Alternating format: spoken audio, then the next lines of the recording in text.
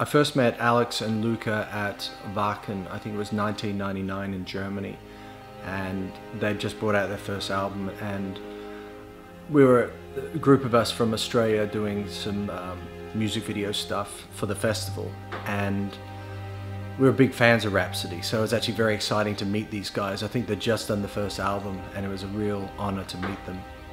And we actually got to film them on stage live, which was really nice. And they were really friendly, open, good, warm-hearted Italian people. We all hit it off really well. Then came another Wacken festival, and we were just, again, shooting for the festival itself.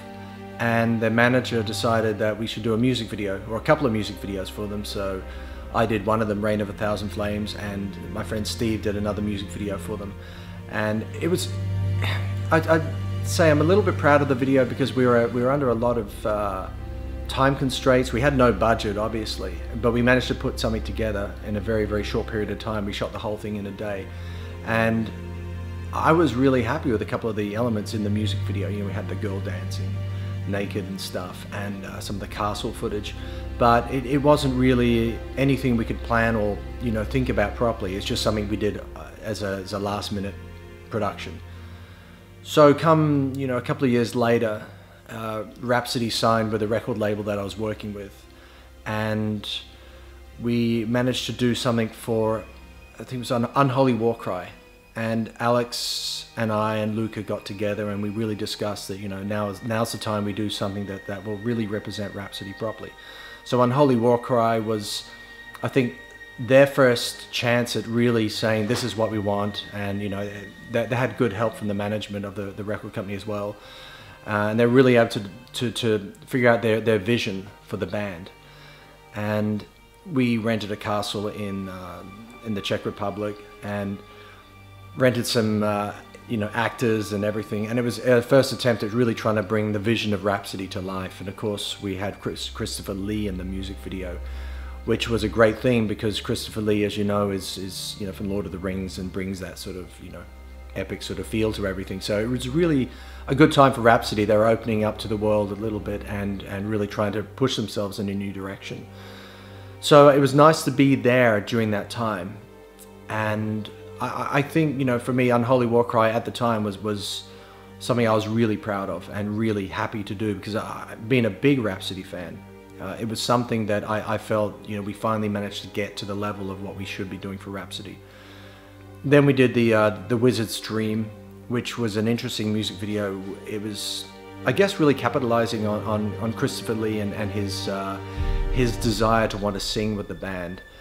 And from memory, we shot the entire music video in about the space of about, say, a minute and 1 hour and 10 minutes, because there was a lot of setup, a lot of preparation. And when it actually came to shooting the orchestra and the choir and the band and everything else, we literally had, I think, 1 hour and 10 minutes was about it, and we flew through it. But it was something I was really proud of, and I think the record company were also very proud of it as well. And I think Rhapsody were very happy because it showed the band in a new light, a new perspective. So following that, you know, things change in the music world, and I guess the business side of things started to change for all bands, all musicians. It was getting a lot harder, all the downloads and everything else, and internet piracy became so big that record companies and bands started losing money rather than making money as they did in the past. So things became a little tighter for Rhapsody, and I lost track of them a little bit, you know, through the later years. I did do a live DVD for them as well, which was really good fun because, again, I'd say we had a tight budget, but it was finally nice to show Rhapsody performing live and show, you know, how the fans react to Rhapsody. So again, it was something small I was proud of. And, you know, through the years, we always kept in contact, and then the point came where Alex and Lucas split. Now, as far as I'm concerned, or as far as I know, you know, it was a happy split, and they decided to you know, sort of go in two different directions. So you have the Luca Turilli Rhapsody, which I think is to me sounds a little bit more like the Luca Turilli solo stuff. Again, something I was really a big fan of. I love Luca's solo projects, and you know, he was sort of going that direction. I think Alex was going more in the traditional Rhapsody direction, and he had some things he wanted to explore as well. And so that sort of, you know, happened along the way. And then I started working again with Rhapsody when they did a tour.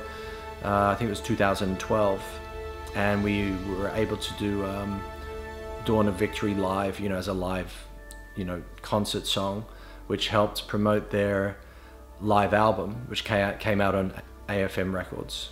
And it was nice to sort of get back to the old Rhapsody, at least for me, you know, with Fabio and Alex Holsworth, and it was nice, you know, we connected them with his brother Oliver, and then all the new version of Rhapsody, shall we say. But for me, it still felt like the old Rhapsody, you know. They brought on a new guitarist who was, from what I recall, he was the original Thundercross guitarist, and I guess he brought the same feeling that Luca had.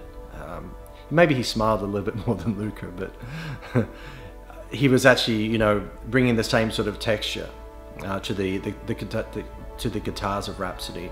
So bringing Roberto on board and then seeing them live, for me it felt like the old Rhapsody in many ways, you know, because it was kind of the core group. It was nice to see the two Holsworth brothers performing together finally, you know, in Rhapsody, because it kind of brought everything around in a nice circle. And it was a nice tour, really nice tour, and I was able to at least get some footage from that and make that music video, as you'll be seeing from this performance of Dawn of Victory live. In my head, I guess it was saying to the fans, look, Rhapsody is still here. Rhapsody of Fire still exists, and it's still the same feeling, the same vibe. So then Alex and I were talking again about doing another music video, and he started sending me songs and you know, some of the demos of things he was thinking about, and you know, Dark Wings of Steel was one of the songs, and I listened to a couple of the songs on this album, and it's like, this is really interesting and really cool. It's like the old Rhapsody, but it was a little bit more I don't know, defined in a slightly different direction, a little bit more modern, and maybe a little heavier, which is nice, because American audiences, I think, when they heard the Dark Wings of Steel album, really responded well to it, because it was more heavier, more, you know, just a slightly different direction. European styles go in this way, American styles go this way. So people really got, at least in the US, as far as I could tell, got very excited by Dark Wings of Steel. So we were talking then about the music video, and Alex at the time was hanging out in Belgium, I think, you know, working on the final parts of the album and stuff. And we were talking, and we were looking at locations, and we spoke about the north of England. We spoke about Munich as a possibility, or the surrounding regions of Munich, and you know, also Italy and you know, Hamburg, Czech Republic. The idea was, because you got to remember now in these modern times, the budgets aren't as big as they used to be, and the technology's beyond what it used to be, but the budgets are smaller. And you know, the band Rhapsody, that they exist in many different places. You know, you've got the drummer lives in near Munich. You've got a bass player who lives near Hamburg. You've got Alex Staropoli, at that time in Belgium, but he's from Trieste. And you've got the guitarist in Trieste, and you've got the singer Fabio somewhere in the middle of Italy. And we had to bring them all together in one central spot, and this is kind of tricky. And we searched around, and Alex suddenly came across, I forget who found it, but a friend of Alex's found this amazing church in Belgium, and it was in the south of Belgium, and it was really, I guess when we saw it, we all said, this looks like Rhapsody. This looks like Rhapsody of Fire. This looks like the image of what the band should have, and it kind of brought me back a little bit to Unholy Warcry, but I think for me it was even more, you know, a real Rhapsody of Fire type church, shall we say, than anything else we'd ever come across before. So it was perfect. We spoke then to the people who owned the church, the Abbey, and they were very nice enough to allow us to film there. So you know, I flew in from Los Angeles. They flew in from all different places or drove in from all across Europe. We met in Belgium and we shot the music video. And of course, it was scheduled for rain, as you know, often happens when we're doing Rhapsody of Fire music videos. We've had rain on every production that I know of, and so rain was coming, and we just hoped for the best and hoped that we could have, you know, everything done right. So, you know, we had a lot of restrictions on how much time we had to film the music video as well. So it was really a matter of just trying to plan the day very, very carefully. Now, I've done about over 500 music videos. This is my, I guess you could say, my day job, but there's a point where it becomes more of a point of honor. You know, you really want to do this because these guys have been friends of mine for a long time, and we wanted to do something special that really showed the fans that, you know, Rhapsody of Fire is still alive and well, and you know, everyone's in tune with each other and in sync with each other, and everyone's happy, and it's a good time. And I as a fan, I just wanted to see a new music video. I really wanted to see something cool. So, you know, we cobbled everything together. We got to this location, and thankfully the weather held for us. You know, it could have been disastrous because when you're in an old abbey church type place, these places tend to leak a lot. And as I said, we kind of had a very, very short period of time. I would say probably 4.5, 5 hours. So it's pretty much run, crazy times. We ate food along the way while we were working, but it was just a matter of just keeping moving as quickly as possible.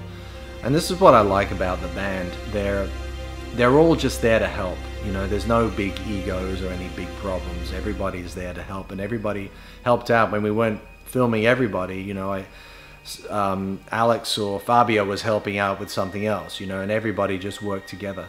This is very rare with a band of this stature. So it just showed me, you know, how hungry Rhapsody of Fire are to please people, to make sure that the fans are kept happy. And the style I wanted, even though we had one location, which is usually a problem because I like to do 3 locations. I like to split things up into thirds. If you look at Unholy Warcry, for example, there's a distinct, you know, sort of structure to it. I like structure in music videos. A lot of people just spray the camera around everywhere and just do whatever. I like to do something that kind of tells a visual story. We couldn't tell a physical story, of course, because, you know, the time restraints and the budget, but I thought that we still have to find a way to do something. So I employed different types of cameras and different ways of shooting in different parts of the music video. And so if you watch the music video very closely, you'll see that at the beginning of it, there's more close-ups, there's more specific types of shooting and different ways of, you know, showing things in slightly different locations. And then the middle part of the music video, you know, there's a couple of little tricks we try to make it more, you know, visually dynamic and interesting. And then towards the end of the music video, you see more wide shots, more epic shots, just to leave people on a feeling that even though the location is the same, if you watch it, the music video progresses in an interesting visual way. And that's what I really wanted to try to accomplish with this. And I saw the fan reactions after we finished the music video, and people seemed to enjoy it. And you know, there was a lot of people said this is very interesting to watch. We don't know why, but it's interesting. You know, it keeps your attention all the way through. And I think that's a lot of it's to do with the structure of it. You know, we wanted it to be just something visually interesting. Yes, we can't afford, you know, a cast of 1 million people, or, you know, 10 different castles, or, you know, battles of demons and dragons everywhere, but we wanted something that would just show the world that Rhapsody of Fire is still the band you wanted to love way back in the beginning. It's still the same band, it's still the same emotion and feeling. I know this music video is something that I'm very proud of, and as far as I know, the rest of the band are very happy with it as well, and the fans seem to like it. And I think for us, it's a step in the right direction, saying to the world that, you know, Rhapsody of Fire has not gone away, but it's become more cohesive, more stronger, more exciting, more intense. And there's a direction of the music that's continuing. You know, if you listen to the first album and the second album, and you listen all the way through to all the albums as I have, you'll notice that the band is continuing a straight line towards their ultimate vision. And it's funny, with every Rhapsody album, the first couple of listens, it's like, oh my God, this is so insane or so intense, it's too much in this, there's too much going on, then you listen to it again and again and again, and it just grows on you to the point where you just get almost obsessed with it. And you know, everyone says, oh, which is your favorite Rhapsody album?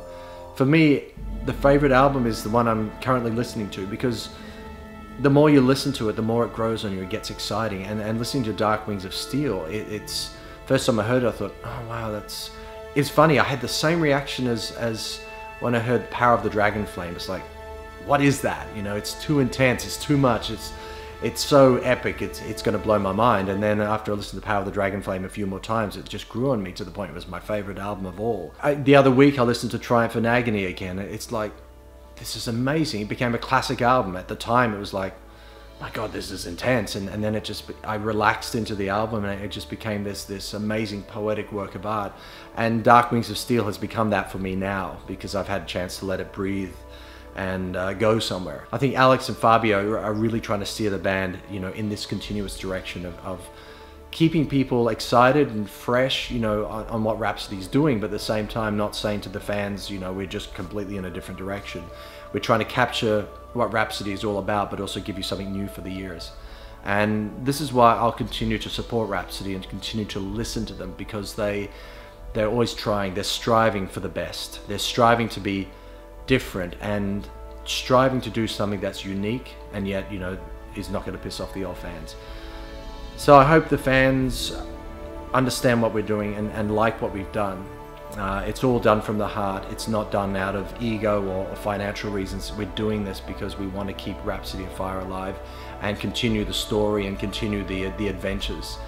And Rhapsody hasn't gone away, it's just expanded and, you know, split into two a little bit along the way, which is kind of cool because we have two for the price of one. And the fact that everyone's still friends and are still friendly with each other, and they have dinner together and talk with each other, it's nice to know that you know, Rhapsody of Fire has expanded and is continuing. And that makes me happy, because they're my friends and they're also one of my favorite bands of all time.